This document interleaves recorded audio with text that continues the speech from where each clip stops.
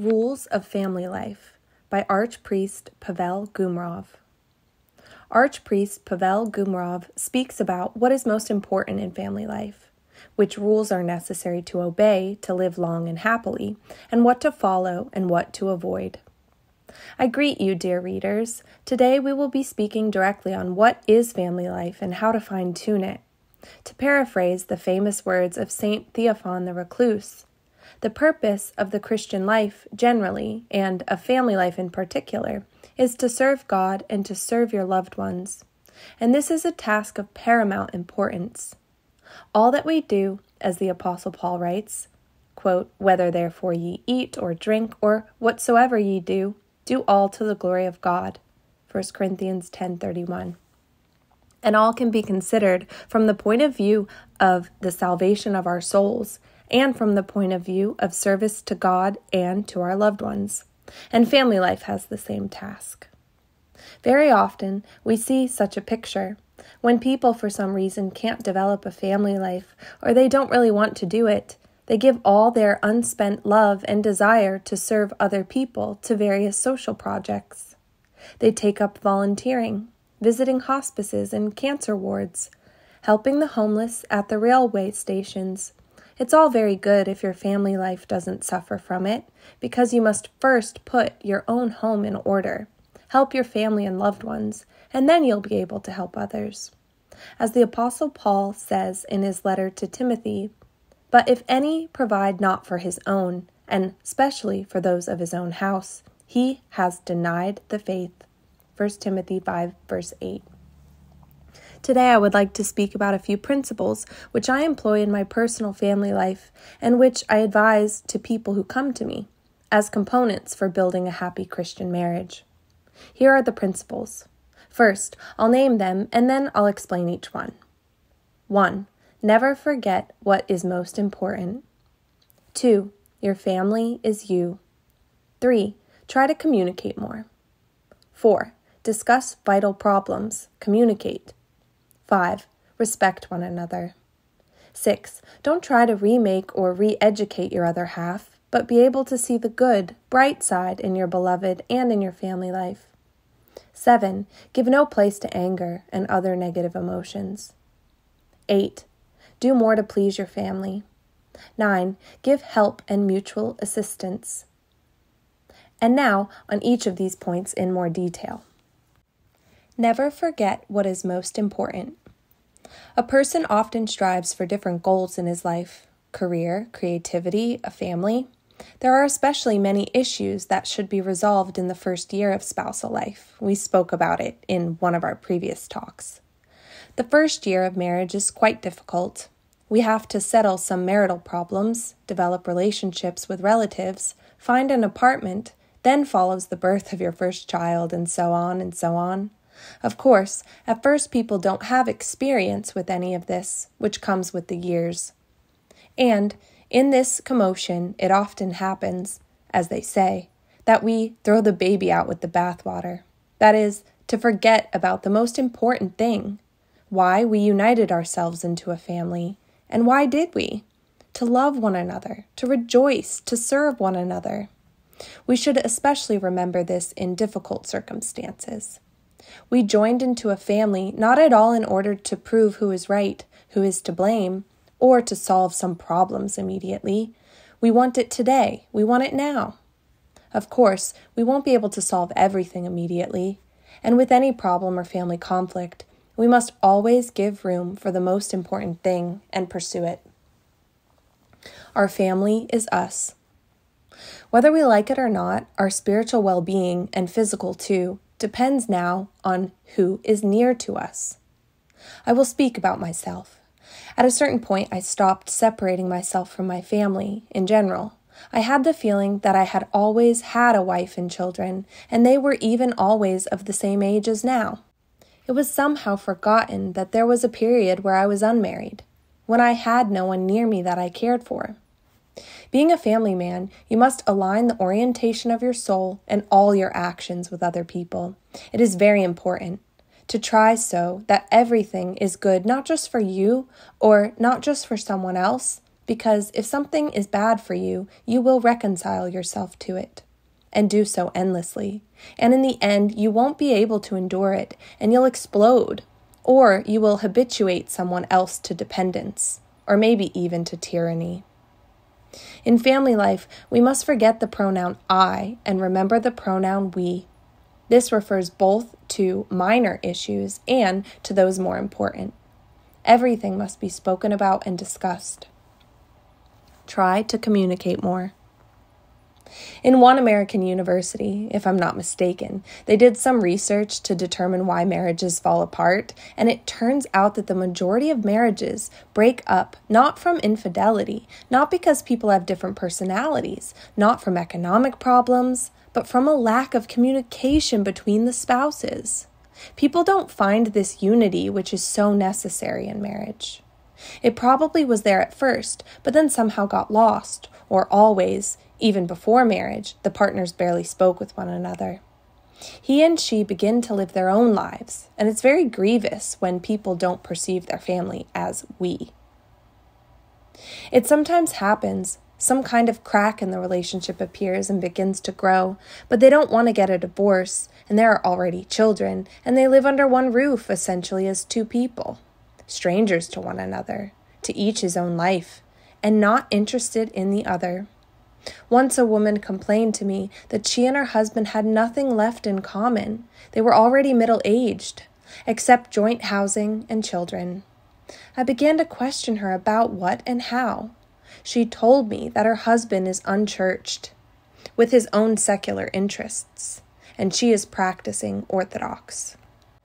I asked what kind of music he likes, which books, and in general what kind of hobbies he has. He listens to Boris Grebenshchikov, and I said, then you should go with him to a Grebenshchikov concert. What's the big deal? How's that? No. Why would I go to a concert? You understand, this person doesn't want to make any steps towards the other, and it's quite sad. A common occurrence, spouses spend their vacation separately. She goes to a resort with the kids, and he, for example, goes to their summer house or somewhere else. I know very many couples who begin to live this way, every man for himself. They were united simply at some point to quickly start a family and have kids. It's even happened that they begin to live in separate apartments. Of course, such a disconnection doesn't appear immediately, and, thank God, if the people realize it in time, they can recover their family unity, communicating with one another. But for this you must make an effort. My grandfather and grandmother gave me an example of a nearly ideal family life. They were already quite old, but they were strong for 70. Visiting them in Ufa, my native city, I was always amazed that these people, who it would seem already exhausted every topic, whose children were grown, whose grandchildren were already married, were so interested in one another. Grandpa would return from the garden and begin to tell Grandma something. They spent hours talking about the day's events. I was amazed at how they could discuss something. Was it about the news that they saw on TV? No, not at all. They found one another more interesting.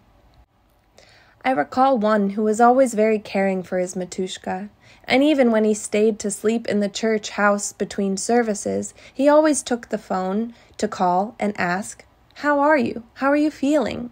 He gave her such attention, such gentle care, like we usually see in young people. Neglecting communication is forbidden, because in communication is born community, that community which is binding and cementing in the beginning of marriage, for lack of which, as research says, marriages break up.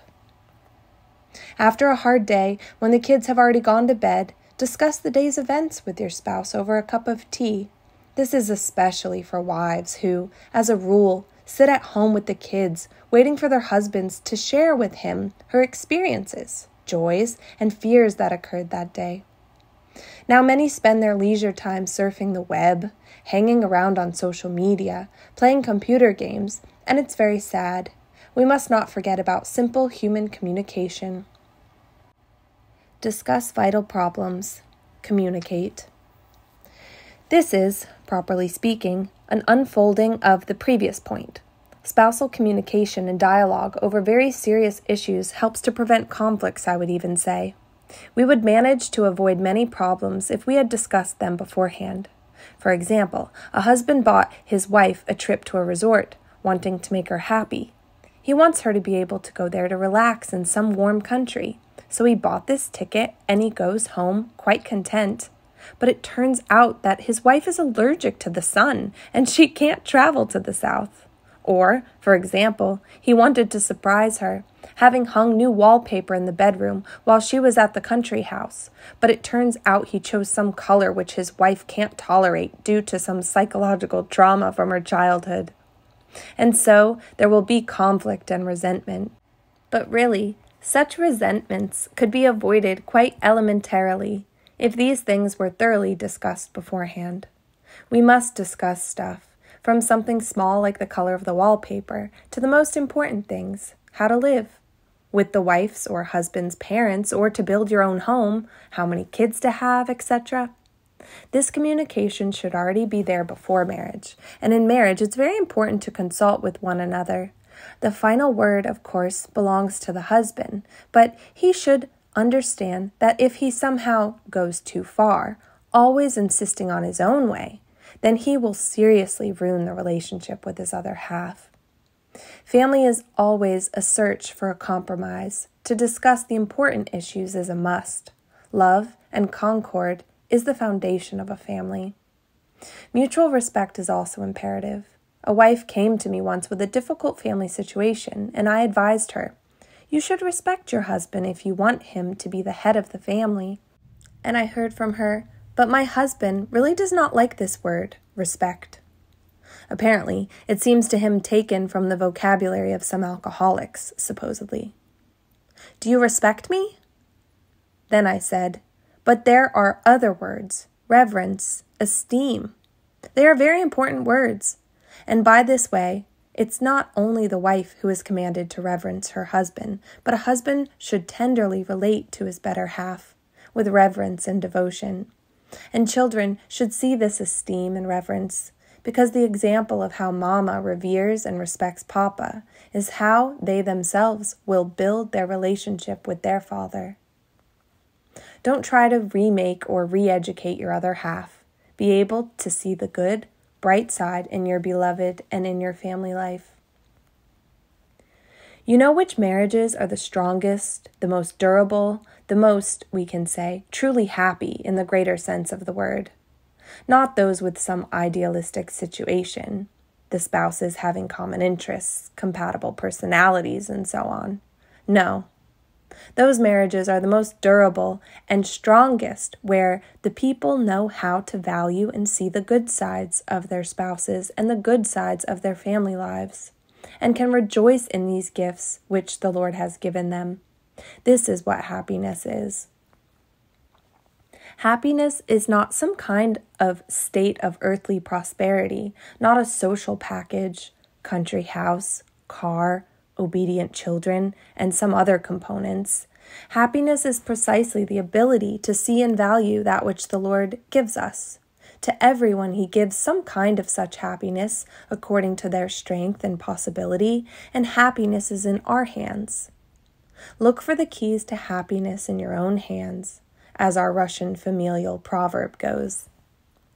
To re-educate or remake your other half in some way is completely empty task, good for nothing.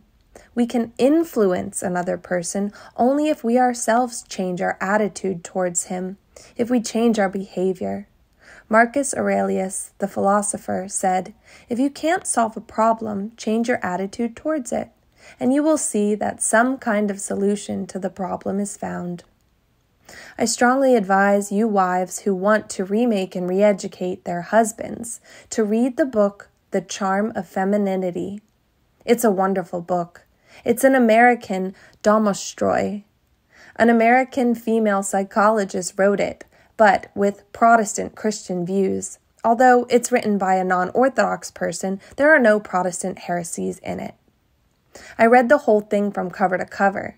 There are in it, of course, American obsessions and self-promotion, but the book is very good. It's about how to become the ideal wife, how to overcome all your inadequacies, right down to your external appearance and the preparation of food, to really please your husband, and how, having changed your behavior, to influence his behavior, to encourage him to become the head of the family and to learn how to take responsibility to himself. And this idealization, looking around at other families or our parents' families or to films or books, never brought anything good. We must remember that nothing ideal exists, that every person has his strengths and weaknesses. You know, sometimes they give those getting married such advice. On one half of a piece of paper, write all your spouse's strengths, and on the other all his weaknesses. Then cut the sheet, and the half with the weaknesses either tear up or burn, and the half with his strengths, reread it more often, preferably every day. I repeat, every person has an abyss of good and also many shortcomings. And we all know perfectly well that it's better to see your own shortcomings. Nothing ideal exists.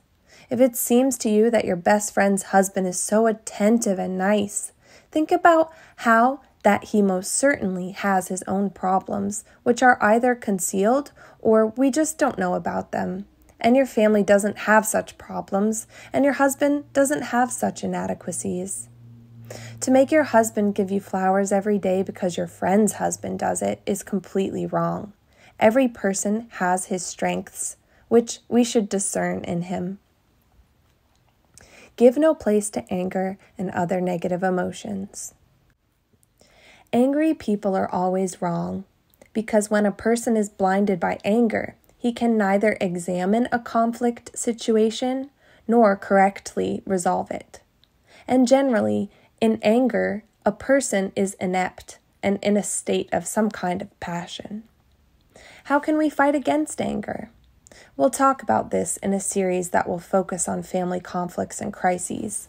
But for now, I want to say this. The habit of getting annoyed and the habit of making comments and nagging another person are very bad habits.